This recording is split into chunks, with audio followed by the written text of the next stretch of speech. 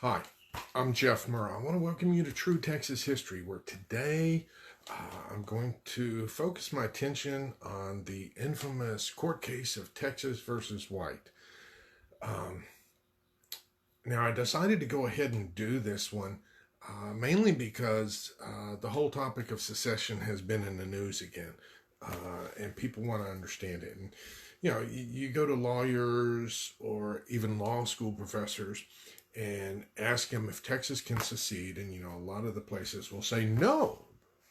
And you say, why? He said, because of Texas versus White said so. And a lot of people make reference to this Supreme Court case that came out in 1868. But I have yet to see very many sources go into detail as to what happened there, what was going on during the case. And so that's why I wanted to go ahead and cover this today so that you can understand what was going on and what the significance of it was back then as well as today. Okay, to understand Texas versus White, first of all, we have to go back to when Texas joined the Union. And when Texas did so, there were some backroom dealings concerning Texas giving up large segments of its land to the United States, and the United States issued bonds to go ahead and cover it. Essentially, like IOUs. Now, this is the land that the land in question is some of the land in New Mexico, Colorado, parts of Oklahoma, parts of Wyoming, so a big piece of land. And these bonds were sold in order to raise the needed funds. Now,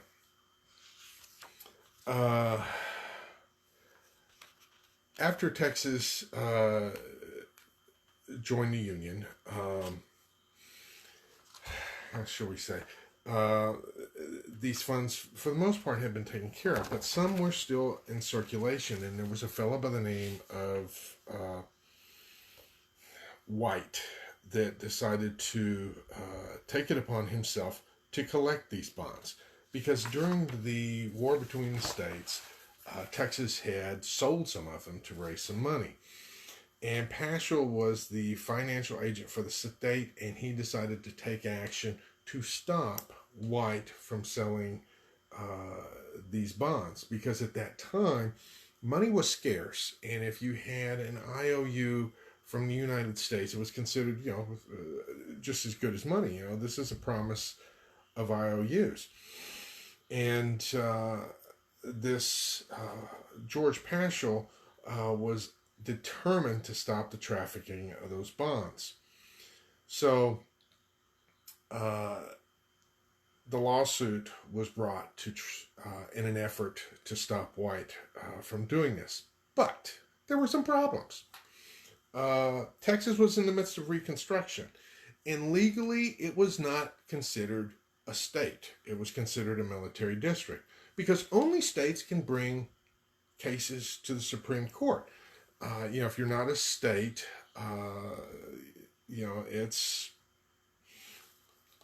you're not supposed to bring a case.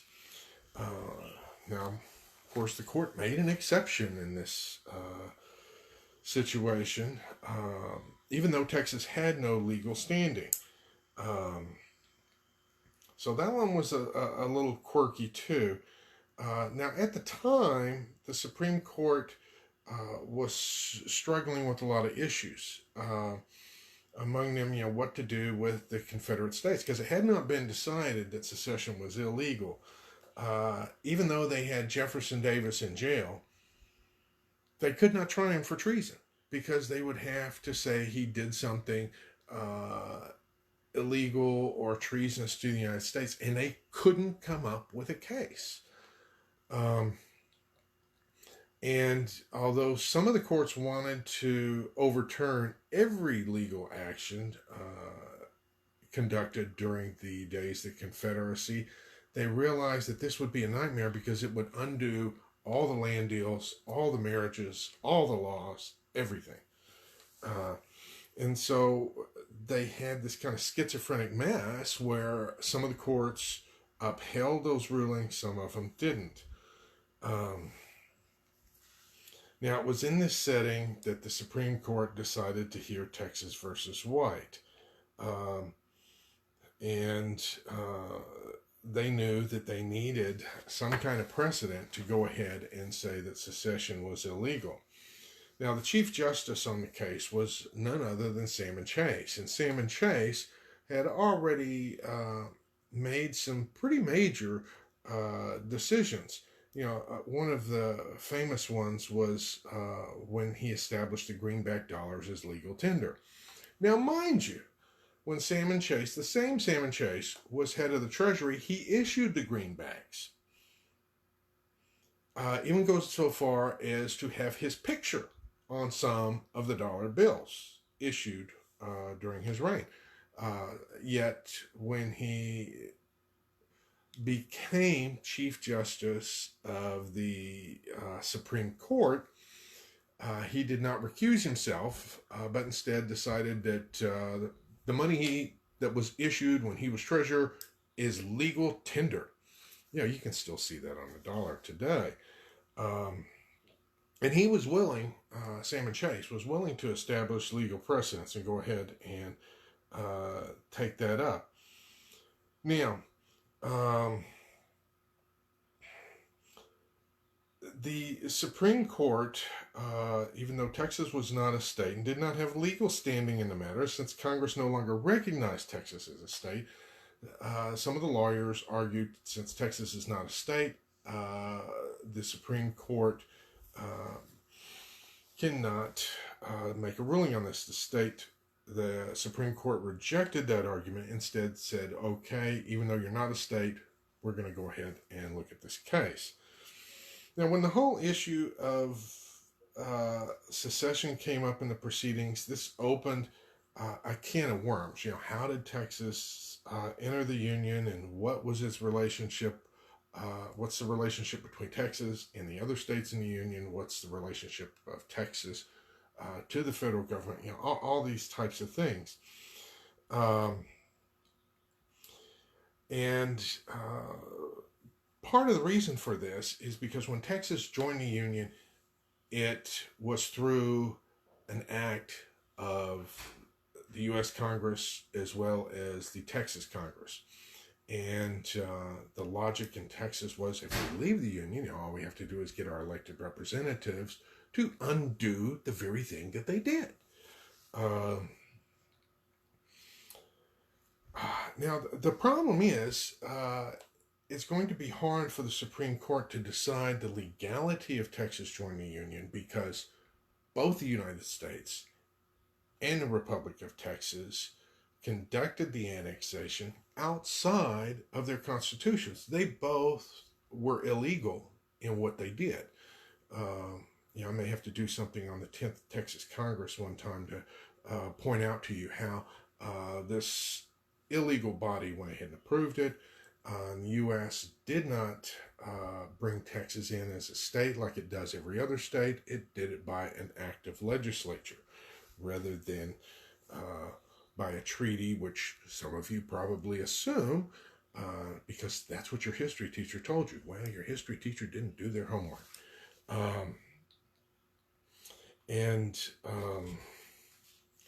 Okay, so they had to look at this, but it's hard to, the Supreme Court did not want to get into the issue of the legality of annexation because it knew it was in the wrong. And so they limited the arguments of the case to the topic of secession.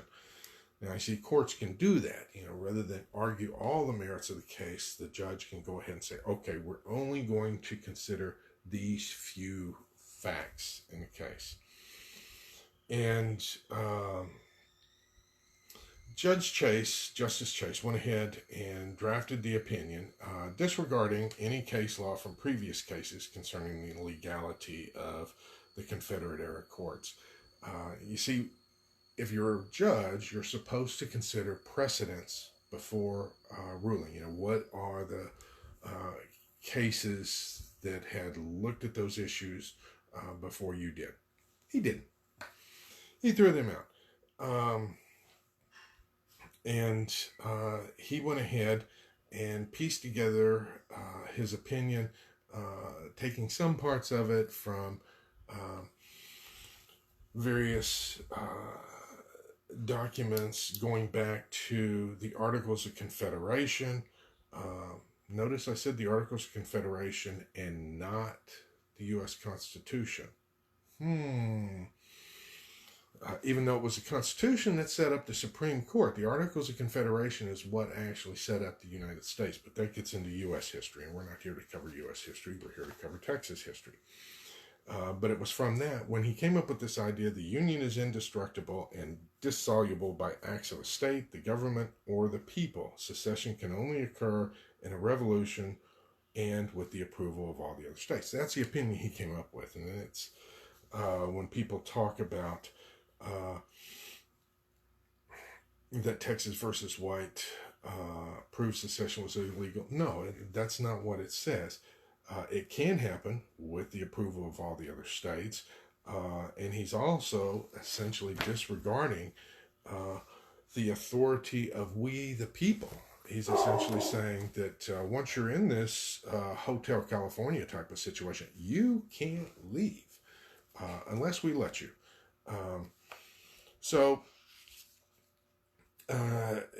He also made an odd statement about how Texas forfeited its rights, like its right to bring cases and so forth, but not its obligations. So they still had to pay their bills, but they had no say-so.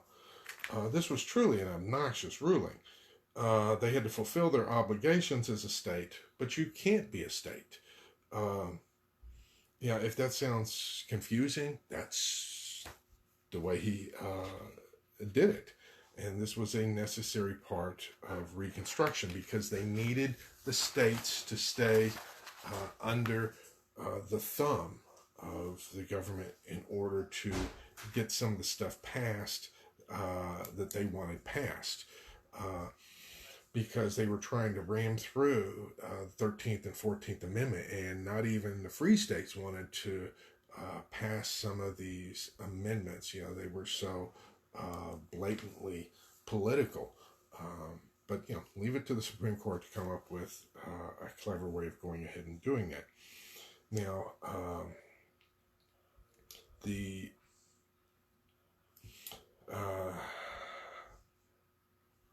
issues of what was legal and what was illegal, in terms of annexation, secession, although those arguments were attempted to be brought forth in Texas versus White, they didn't allow those to continue. Now, the ramifications of Texas versus White, at the end of the court case, they had their ruling. Okay, but what about the original case, of the guy wanting the bonds? What he ended up doing was George Paschal went ahead and beat White in that court case, and he got the sole authority to go ahead and process those bonds, made him a rich man, and then he was kicked out of state government shortly after that. So that will give you some understanding of Texas versus White, probably more than you have received from your history teachers or even most lawyers. I hope you enjoyed it. If you have any comments, questions, concerns, feel free to leave them below. Talk to you later. Vaya con Dios, my friends. Goodbye.